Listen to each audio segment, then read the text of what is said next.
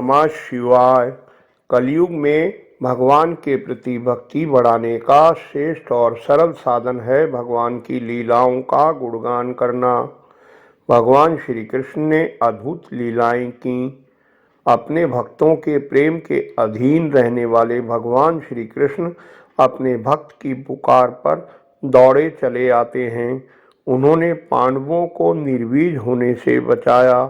इच्छा मृत्यु का वरदान प्राप्त महात्मा भीष्म को अंतिम समय में दर्शन देकर कृतार्थ किया। ऐसी ही सुंदर प्रसंगों को लेकर आज की वीडियो प्रस्तुत है। सूत जी कहते हैं, भगवान श्री कृष्ण ने धूर्तों द्वारा छल से छीना गया राज्य युधिष्ठिर को वापस दिलाया। युधिष्ठिर ने 3 अश्वमेध यज्ञ कराए। उनका पवित्र यश 100 अश्वमेध यज्ञ करने वाले इंद्र की तरह सब ओर फैल गया। इसके बाद भगवान श्री कृष्ण ने वहां से जाने का विचार किया। उन्होंने इसके लिए पांडवों से विदा ली और व्यास आदि ब्राह्मणों का सत्कार किया। वे सात्विकी और उद्धव के साथ द्वारका जाने के लिए रथ पर सवार हुए। उसी समय उन्होंने देखा कि उत्तरा भय से विह्वल होकर सामने से दौड़ी आ रही है। उत्तरा ने कहा, देवादिदेव जगदीश्वर, आप मेरी रक्षा कीजिए। ये दहकते हुए लोहे का बाण मेरी ओर दौड़ा आ रहा है।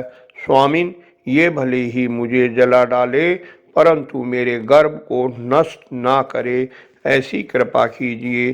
सूत जी कहते हैं, भक्त वत्सल भगवान श्री कृष्ण जान गए कि अश्वत्थामा ने पांडवों के वंश को निर्वीज करने के लिए ब्रह्मास्त्र का प्रयोग किया है। उसी समय पांडवों ने भी देखा कि जलते हुए 5 बाण हमारी ओर आ रहे हैं। उन्होंने भी अपने अपने अस्त्र उठा लिए। सर्वशक्तिमान भगवान श्री कृष्ण ने अपने अनन्य प्रेमियों शरणागत पर बहुत बड़ी विपत्ति आई देखी, तब सुदर्शन चक्र से उनकी रक्षा की। उन्होंने पांडवों का वंश चलाने के लिए उत्तरा के गर्भ को अपनी माया के कवच से ढक लिया। यद्यपि अमोघ ब्रह्मास्त्र के निराकरण का कोई भी उपाय नहीं है, फिर भी भगवान श्री कृष्ण के तेज के सामने आकर वह शांत हो गया। जब भगवान श्री कृष्ण जाने लगे, तब वंश रक्षा से कृतार्थ कुंती ने भाव विह्वल होकर उनकी स्तुति कर उनसे कहा, प्रभो, क्या आप अपने आश्रित और संबंधी हम लोगों को छोड़कर जाना चाहते हैं? आप जानते हैं कि आपके चरण कमलों के अतिरिक्त हमें और किसी का सहारा नहीं है। तब श्री कृष्ण ने अच्छा ठीक है कहा और रथ वाले स्थान से हस्तिनापुर लौट आए। सूत जी कहते हैं, सब धर्मों का ज्ञान प्राप्त करने की इच्छा से राजा युधिष्ठिर ने कुरुक्षेत्र की यात्रा की, जहां भीष्म पितामह शरशैया पर पड़े हुए थे। श्री कृष्ण के साथ गए पांडवों ने देखा कि भीष्म पितामह स्वर्ग से गिरे हुए देवता के समान पृथ्वी पर पड़े हुए हैं। उन लोगों ने उन्हें प्रणाम किया। भीष्म पितामह को देखने के लिए सभी ब्रह्म ऋषि, देव ऋषि और राज ऋषि वहां आए हुए थे। पांडव बड़ी विनम्रता और प्रेम के साथ भीष्म पितामह के पास बैठ गए। उन्हें देखकर भीष्म पितामह की आंखें भर आई और बोले, धर्मपुत्रों, यह बड़े कष्ट और अन्याय की बात है कि तुम लोगों को ब्राह्मण धर्म और भगवान के आश्रित रहने पर भी इतने कष्ट के साथ जीना पड़ा। युधिष्ठिर, संसार की सब घटनाएं ईश्वर इच्छा के अधीन हैं। उसी का अनुसरण करके तुम इस अनाथ प्रजा का पालन करो, क्योंकि अब तुम ही इसके स्वामी हो और इसे पालन करने में समर्थ हो। युधिष्ठिर, जिन्हें तुम अपना ममेरा भाई, प्रिय मित्र और सबसे बड़ा हितु मानते हो तथा जिन्हें तुमने प्रेमवश अपना मंत्री, दूत और सारथी तक बनाने में संकोच नहीं किया है, वे श्री कृष्ण स्वयं परमात्मा हैं। युधिष्ठिर, देखो तो सही, वे अपने अनन्य प्रेमी भक्तों पर कितनी कृपा करते हैं। ऐसे समय जब मैं अपने प्राणों का त्याग करने जा रहा हूँ, भगवान ने मुझे साक्षात दर्शन दिया है, जिसका और लोगों को केवल ध्यान में दर्शन होता है।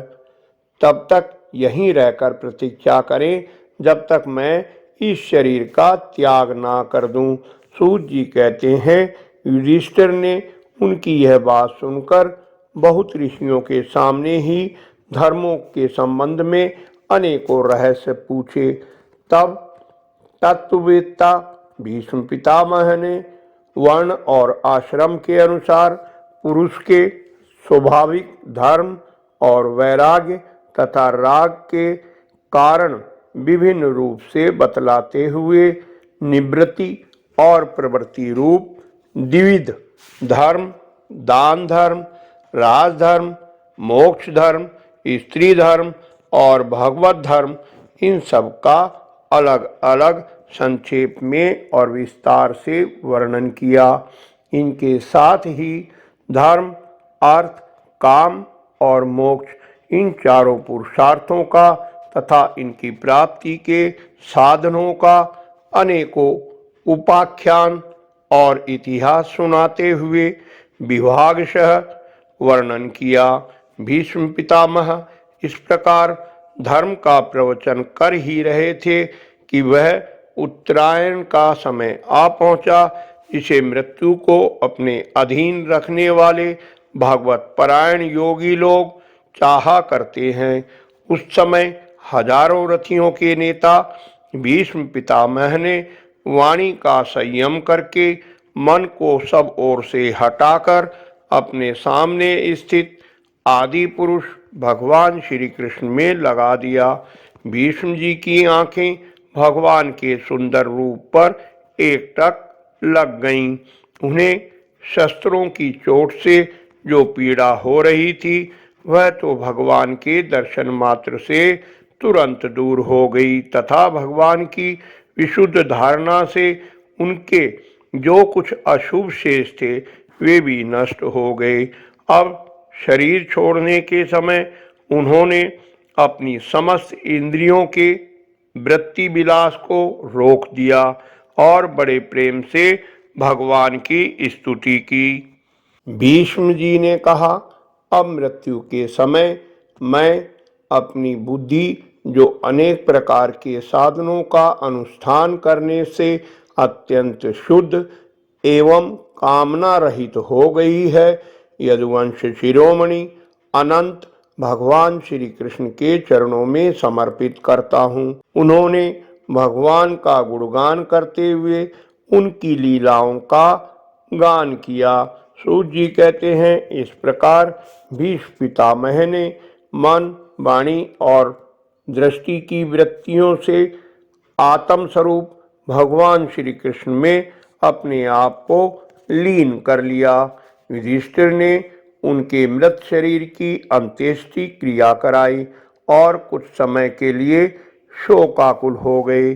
तदंतर भगवान श्री कृष्ण के साथ युधिष्ठिर हस्तिनापुर चले आए और वहां अपने चाचा धृतराष्ट्र और तपस्विनी गांधारी को ढाढ़स बंधाया। फिर धृतराष्ट्र की आज्ञा और भगवान श्री कृष्ण की अनुमति से समर्थ राजा युधिष्ठिर ने अपने वंश परंपरागत साम्राज्य का धर्म पूर्वक शासन किया।